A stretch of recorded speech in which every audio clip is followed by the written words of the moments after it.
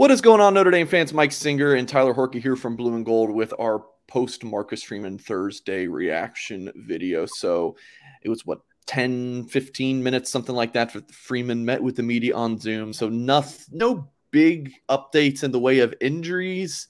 It's a pretty healthy team at this point, obviously, other than the quarterback position. Yeah, Tyler, I did want to open with this. I think this is something that Notre Dame fans will find interesting, is that Marcus Freeman is now letting the coordinators speak with the media on a weekly basis.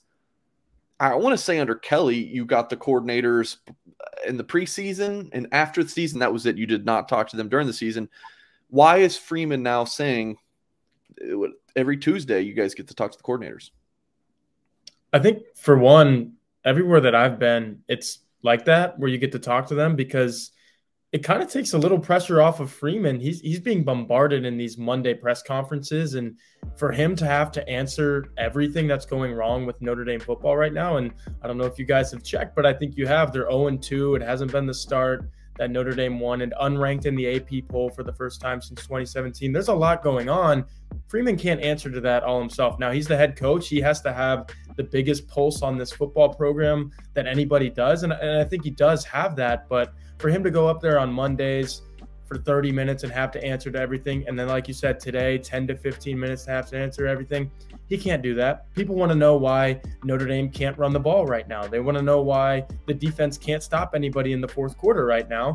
Tommy Rees can answer that first question. Al Golden can answer that second question. Now, are they going to provide some coach speak, and are they going to say all of the right things? Probably not, but at least they're saying things, and Marcus Freeman doesn't have to say them himself. So I think this is just a kind gesture to not only the media, but the fans. The fans want answers. Freeman can't provide all of those on his own. He's got two coordinators who, you know, if Marcus Freeman has the best pulse on this football team, those guys are next in line. So it's just doing what's right and making them available and letting them share their perspective from their side of things. Now, Freeman's answer when he was asked about that was basically, I'm doing it for the media. I agree with you, though. He has just been, I mean, Freeman's been a defensive coach his entire life, and then he gets promoted to head coach. Now he's answering questions about the offense. Never has Marcus Freeman probably ever been asked about his offense before on his team. So, yeah, I definitely agree with you. Manti Te'o is coming back for the Notre Dame Cal game. That's something that Freeman was asked about as well. Yeah, he says it's awesome, and it is awesome, especially in the wake of what just happened with this Netflix series. I think everybody's seen it by now. If you haven't, go watch it. I think it's called Untold, The Girlfriend That Doesn't Exist. Everybody knows the story, but Manti Te'o is back in a good light. He's always been in a good light with Notre Dame, one of the best defensive players in program history, probably a huge part of that 12-0 season in 2012.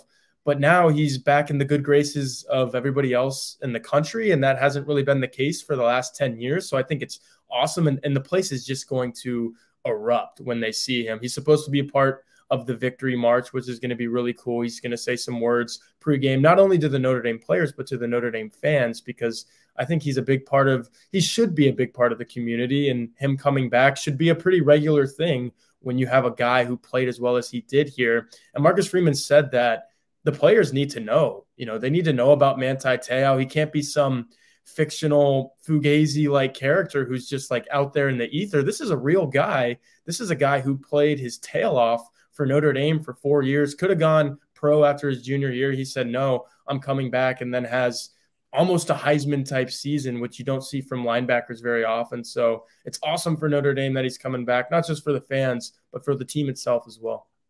Tyler, help me if I'm misparaphrasing this question, but Freeman was essentially asked, we're going to shift towards talking about this upcoming Cal game, if the players have pressure on them to perform better, not only, to improve the record of the team, but basically to save Freeman's butt. I feel like that was kind of the way this question was phrased. Am I wrong in what was Freeman's response?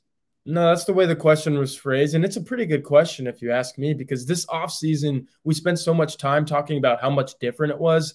The energy, the enthusiasm, things might have gotten a little stale under Brian Kelly. Not this summer. Recruiting was going through the roof.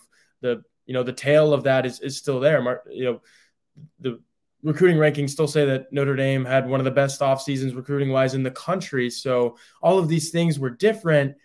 But then it became time to actually play football, and you have to go play against Ohio State. And then Marcus Freeman coaches his first ever game inside of Notre Dame Stadium, and there was all the pressure there. So the question was basically, was all of that too much to live up to? And now that you guys are 0-2, how hard is it going to be to try to recover from that? Because all of those things are still there. Marcus Freeman is still this big time recruiter, and the Notre Dame program is still seen in a different way that it hasn't been in the last decade. So all of those things are there. Marcus Freeman, of course, said, no, like these guys don't feel the pressure. I don't want them to feel the pressure.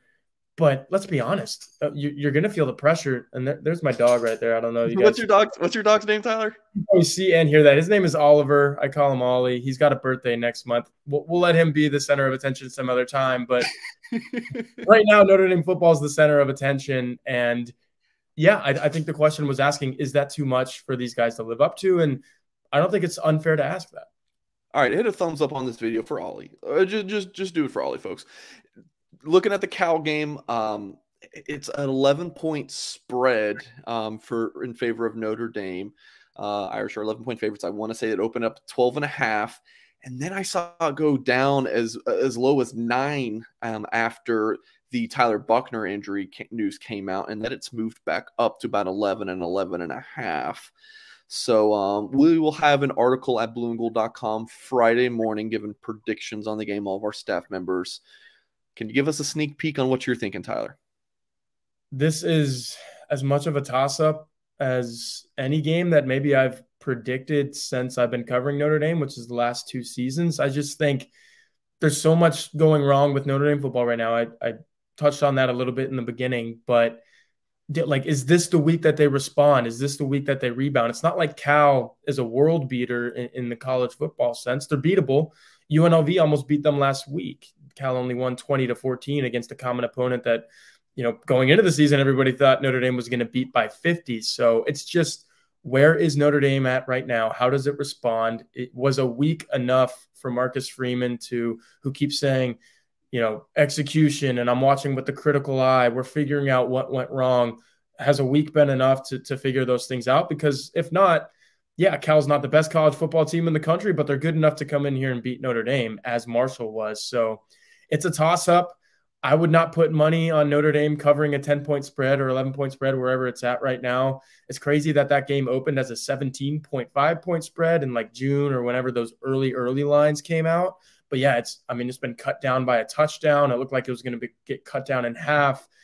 It's a toss-up, man. I think this is going to be a one-score game, and whether that's Drew Pine making a big play or this Notre Dame defense finally getting a takeaway, maybe turning that into a touchdown, Notre Dame is not good enough right now to just roll out there and win. It's going to need a big play in one of those phases. Yeah, Cal's offense, not very good, but that defense under Justin Wilcox is stingy. So we will have more pregame coverage of Notre Dame versus Cal on our Blue and Gold YouTube page, and of course at blueandgold.com. Tyler Horka, Patrick Angle, Todd Burlage do a fantastic job covering the team side of things, and I'll have you covered on how the recruiting weekend is going. So make sure you head to blueandgold.com and check all that out. And as always, we'll catch you next time.